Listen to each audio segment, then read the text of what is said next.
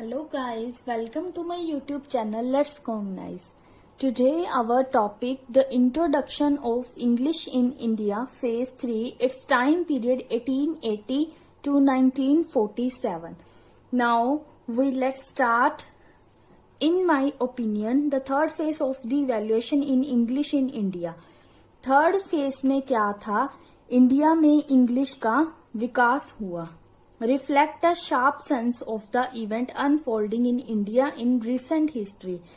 जिसने किसको रिफ्लेक्ट किया, एक इवेंट को जो अनफोल्डिंग था इंडिया की रिसेंट हिस्ट्री में.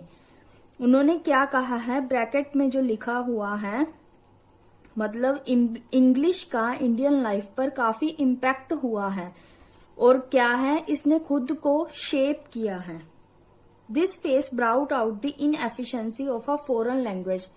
इस फेस में क्या दिखाया गया है, फॉरेन लैंग्वेज की इनएफिशिएंसी को. What ever the extent of patronage the language enjoyed. इसमें क्या है, एक्सटेंट सीमा दिखाई गई है, एक्सटेंट दिखाई गई है इंजॉयड की लैंग्वेज के related. In the period our society decided to form itself as a meaningful entity by adopting a chorus at once challenging and distributing. इस पीरियड में क्या है, हमारी जो सोसाइटी है उसने क्या है, खुद को कुछ बनने का, मतलब एक मीनिंगफुल एंटिटी बनने का डिसाइड किया. उन्होंने अडॉप्ट किया एक चैलेंज और एक desirable. In spite of being diverse in scope and interest, scope और इंटरेस्ट की डाइवर्स के बावजूद हमारी जो सोसाइटी है उसने क्या रिकॉग्नाइज किया कि जो हमारा फील्ड है वो क्या है, सीड्स ऑफ कॉमननेस है, मतलब एक बीज है कॉमननेस का. उसने क्या कहा है, मैं रेफर करता हूँ इंडियन नेशनल मूवमेंट को जो 19th सेंचुरी की एंड में स्टार्ट हुआ था और ये इंडिपेंडेंस ऑफ 1947 में कल्मिनेट हुआ था, खत्म हुआ था. We see a peculiar relationship. हमने क्या है, एक अजीब रिलेशनशिप देखा है एंटागोनिस्टिक का, मतलब विरोधिज्म का. किसके बीच क्या हुआ, नेशनल अपसर्ग, मतलब नेशनलिस्ट उथल पुथल हुई इंडिया और इंग्लिश के बीच. तो यहाँ पे क्वेश्चन क्या अराइज होता है, मतलब लैंग्वेज का क्या रोल है और नंबर ऑफ लैंग्वेज ने क्या प्ले किया है इस रोल में. इसे हम सारे को टोटली को क्या बोलते हैं, सोशल लाइफ. ये था हमारा फर्स्ट पैराग्राफ. इसमें इंग्लिश की एवेल्यूशन को दिखाया गया है और इसमें ब्राउट आउट किया गया है फॉरेन लैंग्वेज की इनएफिशिएंसी को और एक मीनिंगफुल एंटिटी बनने का हमारी सोसाइटी ने डिसाइड किया और एक्सेप्ट किया एक चैलेंज और डिजायरेबिलिटी. हमारा सेकेंड पैराग्राफ है, at this point we have to remind ourselves. हमें ये रिमाइंड करना होगा कि इंडिया क्या है, एक ब्रिटिश कॉलोनी है जिसने बियर किया बिटर इम्प्लीकेशन को. As a second to a metropolitan centre होने के नाते उसने काफी बिटर इम्प्लीकेशंस को बियर किया.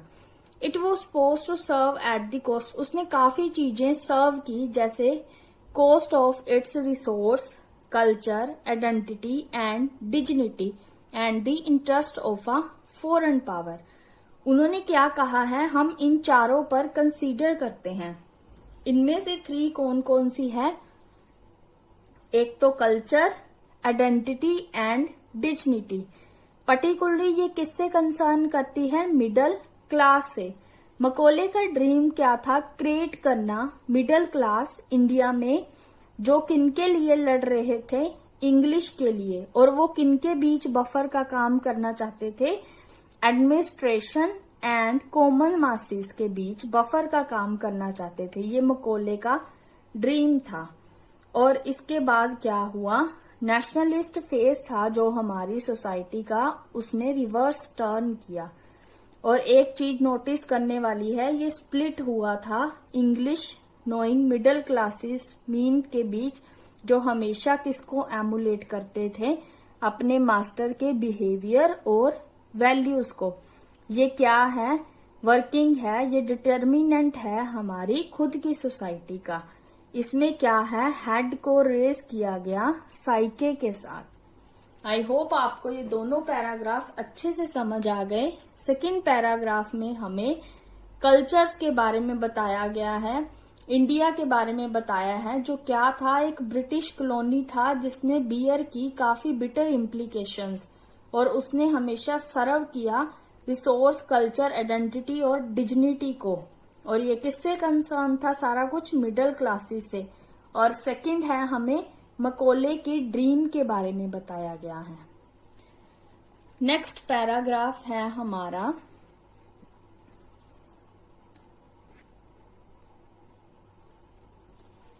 The example of Mahatma Gandhi and Jawaharlal Nehru are particularly educative in that they symbolize the need of the time. इसकी main example कौन है? महात्मा गांधी और जवाहरलाल नेहरू। दोनों क्या थे? खड़े थे। Both stood for the effort of the, जिन्होंने काफी एफर्ट किए इनलाइटेंड सेक्शन के लिए, जिनका एम क्या था? नेशनलिस्ट कॉन्शियसनेस को क्रिएट करना। इनलाइटेंड सेक्शन होते हैं प्रबुद्ध सेक्शन। ये जो इनलाइटेंड सेक्शन थे इंडिया में, ये क्या था? स्प्लिट था। ये डिग्निटी का इशू था और प्रेफरेंस किसको करता था? ये मॉडर्निटी को, और जिनको ब्रिटिश रिप्रेजेंट करते थे as a colonizer. Also bear in mind in indicated above that what I call, जिसे हम इनलाइटेंड सेक्शन बोलते हैं इंडिया में, वो क्या है? मॉडर्निटी और रैशनलिटी है, एज वेल एज क्या है? मोरल है। इसको थिंकर और प्रैक्टिशनर्स एनवी भी सोचते हैं। 18th सेंचुरी यूरोपियन इनलाइटनमेंट में वो इसको एज अ एनवी भी काउंट करते थे, थिंकर्स और प्रैक्टिशनर्स को। इस पैराग्राफ में हमें महात्मा गांधी और जवाहरलाल नेहरू के रोल के बारे में बताया गया है कि उन्होंने इनलाइटेंड सेक्शन के लिए काफी एफर्ट किए। उनका एम था नेशनलिस्ट कॉन्शियसनेस को क्रिएट करना। नेक्स्ट पैराग्राफ है हमारा गांधी जी और नेहरू दोनों क्या थे? मोस्ट इंडियन से काफी अच्छी इंग्लिश बोलते थे। उन्होंने क्या था? डिफरेंट मैसेज सेंड किए लोगों को। कांग्रेस के साथ थे जो उनके आउटसाइड भी थे। उन्होंने किसके ऊपर ज्यादा स्ट्रेस दिया? नेशनल मूवमेंट के लिए कौन सी लैंग्वेज होनी चाहिए? उन्होंने ज्यादा किस पर इफेक्ट दिया कि नेशनल मूवमेंट के लिए इंडियन लैंग्वेज ही होनी चाहिए, जिसे एक ऑर्डिनरी इंडियंस अच्छे से समझ सके और बोल सके। What about the efficacy of an Indian language at that time? तब क्या थी इंडियन लैंग्वेजेस की एफिकेसी उस टाइम पर? Most of the Indian language, जो इंडियन लैंग्वेजेस थी 19th सेंचुरी में, उनकी जो वोकैबुलरी थी वो किन से रूट थी? मिडीवियल लाइफ एंड एथोस से। मतलब उनकी जो जड़ थी वो मिडीवियल लाइफ और एथोस से थी। फ्यू ऑफ देम हैड, जिसे हम ग्रामर बोलते हैं, उससे हम क्या कर सकते हैं? रिकॉग्नाइज कर सकते हैं स्ट्रक्चर को और आइडेंटिफाई कर सकते हैं रूल्स को।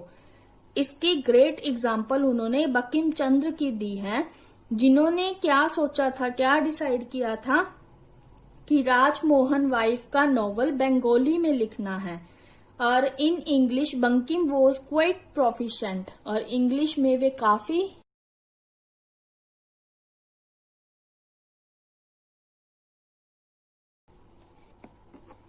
इसमें उन्होंने बंकिम चंद्र चटर्जी की एग्जाम्पल दी है, जिन्होंने राजमोहन वाइफ नोवेल लिखा था।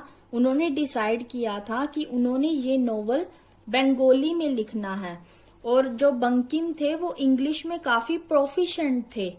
If he continued in that language there is no reason why he should not have used with good effect the cadences of speech in English. Equally well he would have been fluent. वो क्या थे? Good effect था उनका English की speech में। Equally क्या थे? वे काफी फ्लुएंट और स्पॉन्टेनियस थे प्रोस की डिस्क्रिप्टिव में। but the language of his fiction had to be Bengali for the reason cited above.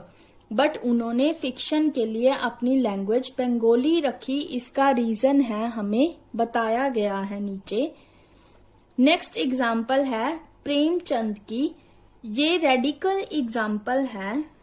जैसे मोस्ट इंडियन राइटर, जो अदर इंडियन राइटर हैं, उन्होंने टाइम के अकॉर्डिंग क्या किया, बहुत सारी नेटिव लैंग्वेज और डायलेक्ट को शफल कर दिया।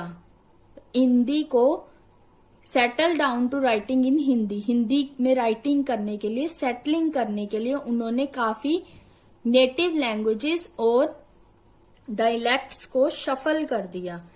His Hindi Drew from the spoken word and was yet formal. Hindi थी वो मोस्टली कहाँ से ली गई, बोलने वाले शब्दों से, वो अभी भी फॉर्मल है।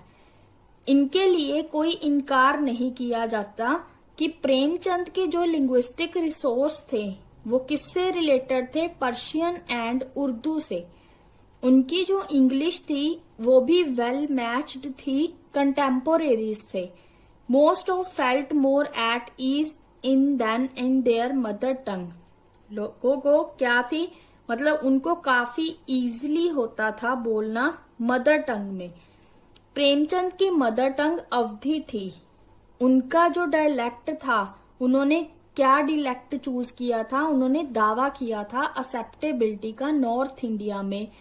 और कोई भी स्पोकन लैंग्वेज हो सकती है रीजन में, और उनकी सोल एक्सेप्शन क्या थी, ब्रज थी। What I imply the face of, उन्होंने क्या कहा, ये जो फेस है नेशनल मूवमेंट का, इसके लिए एक लैंग्वेज की जरूरत है जिससे हम क्या कुछ कर सकते हैं। एक तो मैसेज दे सकते हैं फ्रीडम का, पुनर्जागरण कर सकते हैं इंपीरियलिज्म का, आइडेंटिटी एंड सेल्फ रिस्पेक्ट, इन सभी को हम इफेक्टिवली क्रॉस कर सकते हैं। एक अच्छी लैंग्वेज की जरूरत है हमें एक नेशनल मूवमेंट के लिए।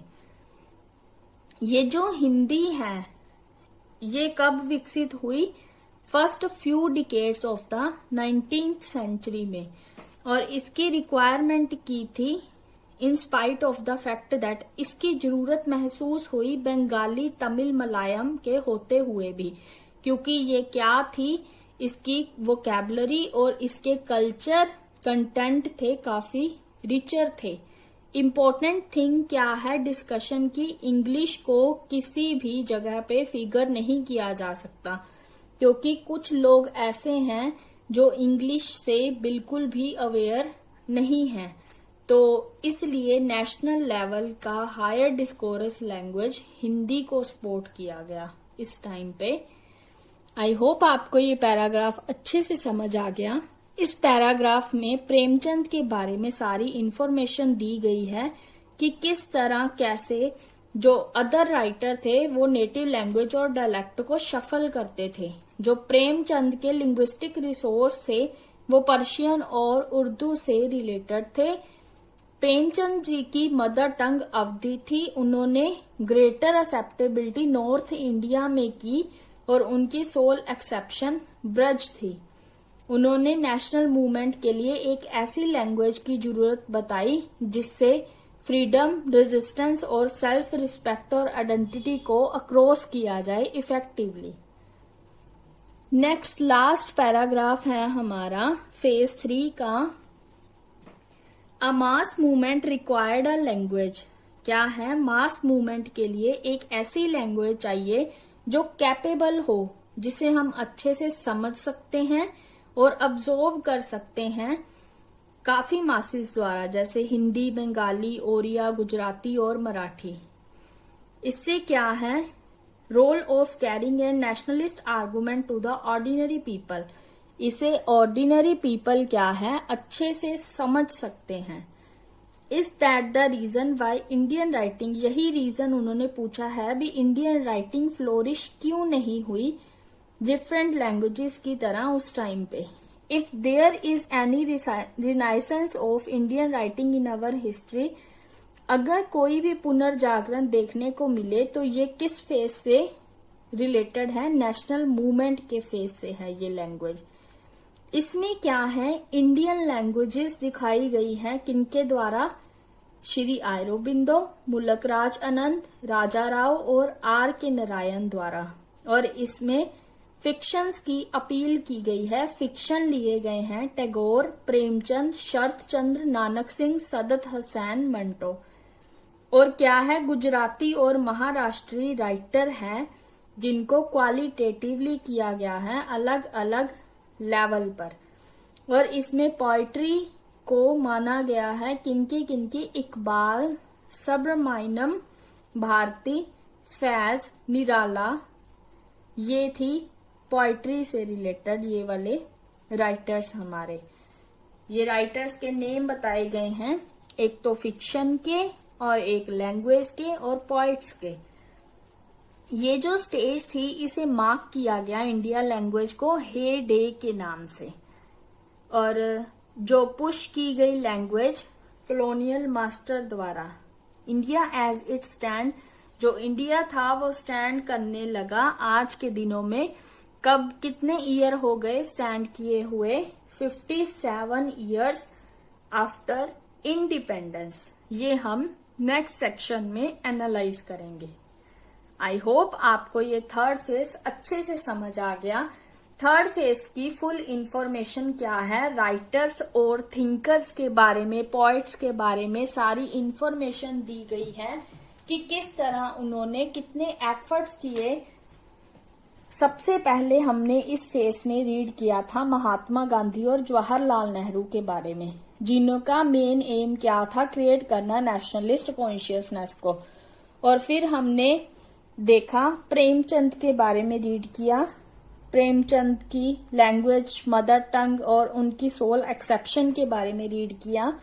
और देखा कि नेशनल मूवमेंट के लिए कौन सी लैंग्वेज सबसे बेस्ट है और कुछ ऐसी लैंग्वेज की जरूरत थी जिसे ऑर्डिनरी पीपल है जो अच्छे से समझ सके, अंडरस्टैंड कर सके और आर्गुमेंट कर सके इजीली। और फिर हमने देखे इंडियन लैंग्वेजेस के राइटर्स, राइटिंग को देखा, राइटर्स के नेम देखे और फिक्शन के राइटर देखे और पोइट्रीज के राइटर। इसमें जो डे को मार्क किया गया उसे हे डे बोला जाता है। और नेक्स्ट वीडियो में हम डिस्कस करेंगे फेज 4 और नेक्स्ट वीडियो में हम एनालाइज करेंगे कि इंडिपेंडेंस के 57 इयर्स बाद इंग्लिश का क्या प्लेस है। आई होप आपको ये वीडियो अच्छे से समझ आ गई। अगर आपको ये वीडियो अच्छा लगा तो प्लीज मेरे चैनल को सब्सक्राइब कर देना और hit the bell icon to get notification of all more updating videos related to MA English Literature. Thank you guys. Bye bye. Have a nice day.